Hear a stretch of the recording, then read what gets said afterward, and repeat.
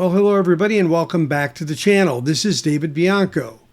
Recently, MOFI reissued Santana Abraxas. Now they did it at 33 RPM and they used their super vinyl compound in order to get a very quiet surface for the record. And this retailed for $60. But we all know that they released a one-step of this in 2016, back then at $125, limited to 2,500 copies. Well, that sold out and has become a very hot commodity and priced well into four figures, depending on the condition of the record. Now, I wasn't able to grab one of those back when they came out, but some friends of mine were, and they played theirs only a couple of times, and they allowed me to borrow it for this shootout. So sit back, relax, and get ready for this vinyl shootout on the Safe and Sound Texas audio excursion.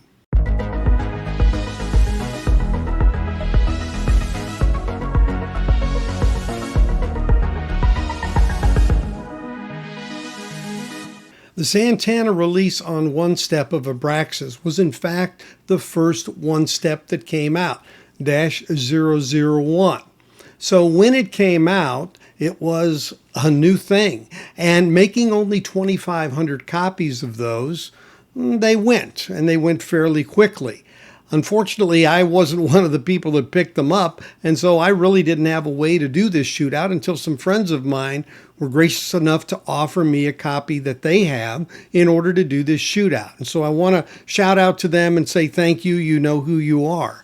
So as it makes a way through the history of this record, we have to realize this 1970 recording has always sounded good.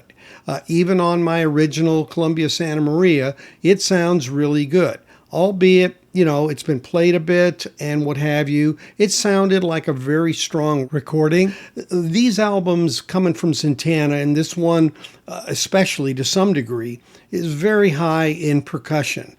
A lot of activity going on with the instruments. And so it could in fact benefit from a cut that's 45 RPM to stretch that out and to give the groove some room to breathe, so to speak, and to tackle that hard work to reproduce that much intensity. And intensity there is. You feel it when you listen to the record on speakers, but you feel it even more when you listen on headphones. I mean, it literally throbs on your ears. And the impact is very strong. And you really feel in many cases like you are there. And that comes across in all the recordings to various degrees. And so really here, what I'm really trying to pick up on especially is how much better is the one step from the recent release of 33 RPM Super Vinyl that has come out from Mobile Fidelity for a retail price of $60, which is half of what the one step cost originally. Now, the one step fetches well into four figures on the secondary market. I've seen it as high as $3,500, $4,000 for sealed ones, and let's say $1,000 to $1,500 or so for near mint ones that haven't been played a lot, and that would be similar to the one that I borrowed. So it still fetches a lot of cash on the open market. Now, did in fact it come down a bit since the release of this latest one at 33 RPM? Well, in fact, it did, but it had already come down a bit all along from the DSD controversy that came up. It still stayed fairly high, but it definitely had some impact, and then this one is having a little bit of impact as well, but still, by and large, a very expensive record to buy. Now, related to the DSD, I have to mention some inconsistencies that have existed. Back when the scandal started and MOFI was putting on the website their provenance for their records as they were going through evaluating them and documenting that, partly for the courts, they had in fact put on there that this was DSD 256. Now, if you look at the one step, that's what you see in the past. But today, when you look at the super vinyl, it says DSD 64.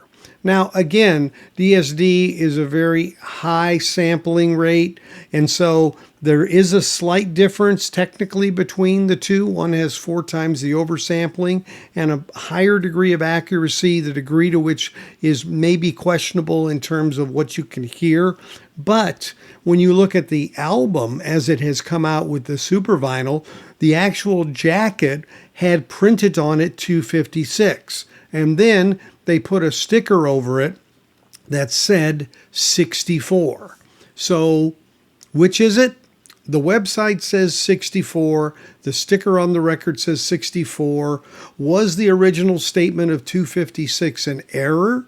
I can't imagine that they went back and did another pull of it from the master tape and did it at a lower rate, 64, if they had it in 256. So it's a bit of a mystery, but it's DSD for sure. But again, we know this album really sounds good in the one step. It's been reviewed and stated all along.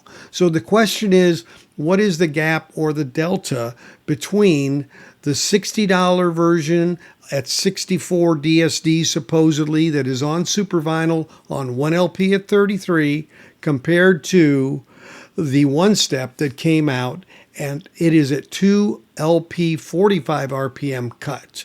Do we really hear a difference? And if we do, how big of a difference is it?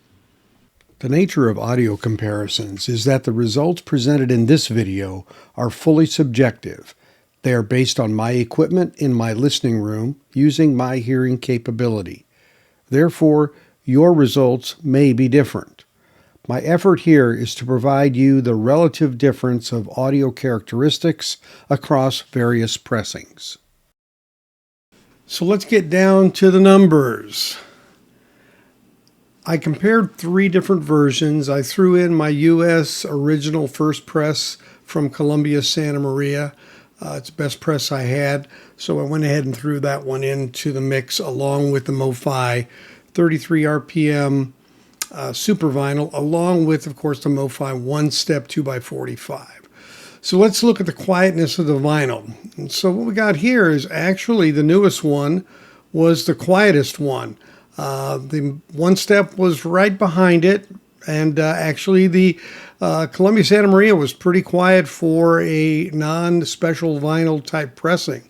But again, the most recent release with this super vinyl mixture just was a tad quieter than the one step. And again, I was really impressed by the actual Columbia Santa Maria. I don't remember listening to it from that perspective before, but it really was quite quiet for its time, 1970. Now we get into the bottom end, and there's where things get a little more dicey. So pretty strong on the new version, but compared to the one step, it was not as deep and as accurate at the bottom end. So we give the one step a 10 and the current super vinyl release, the 33, a 9.5. And then the OG had a little bit of deficiency there. I mean, it wasn't bad at all. Sounded pretty decent independently, but then when you start to compare it, that's where you start to see these differences jump out a little bit actually. When we got to the mid-range there, we certainly had a very tight competition here between the one step and the most recent one, with the one step being just a tad better. But I would say that the 33 was no slouch, rating at 9.5 versus a 9.8. And then we get back to the OG 8.5.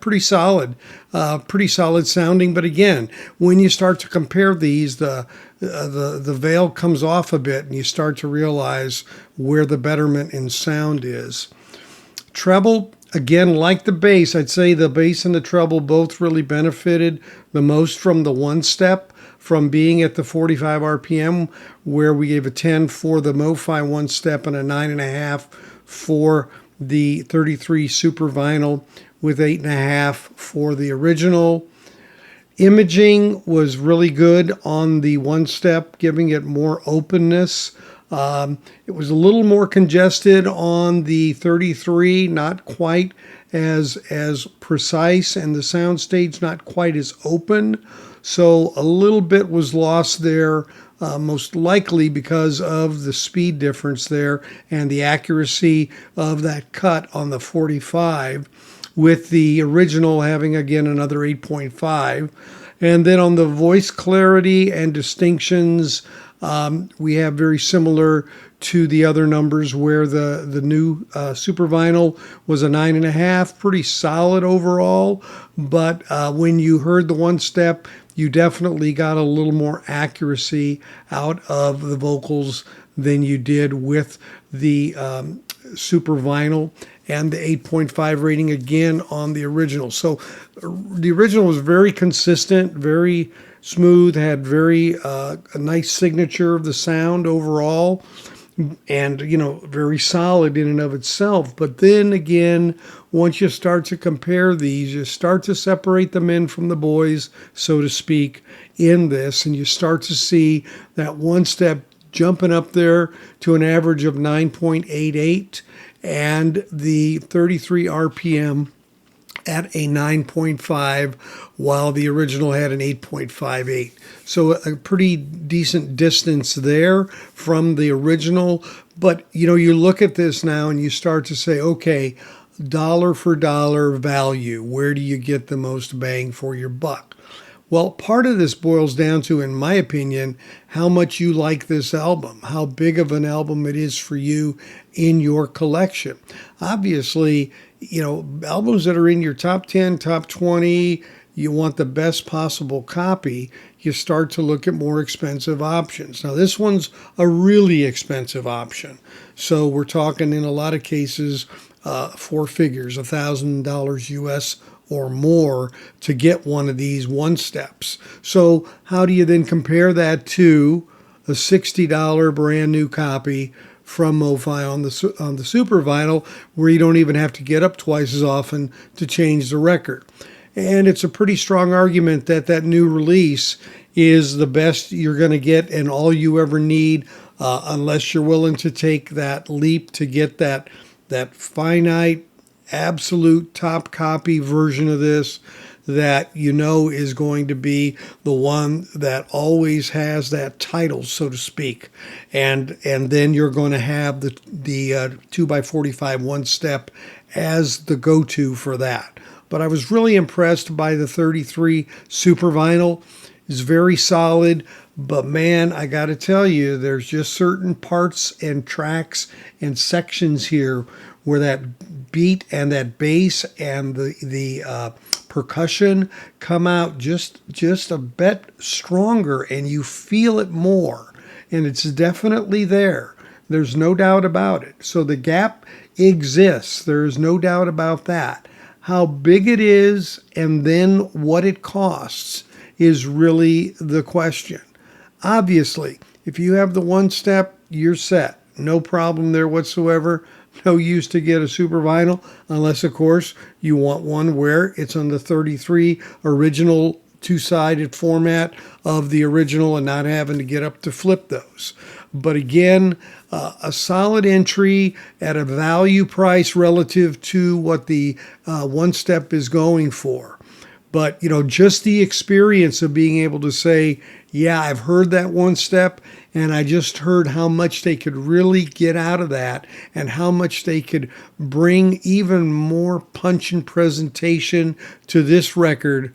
It was certainly worth the time to listen to it, and I'm really grateful that I had the opportunity to do that. So those are my thoughts on where things are with this. As always, I thank you for watching. Subscribe if you haven't already, and a thumbs up or like is appreciated, as are your comments. And so until we catch you next time, thanks for joining me today on another Safe and Sound Texas audio excursion. Take care, everybody.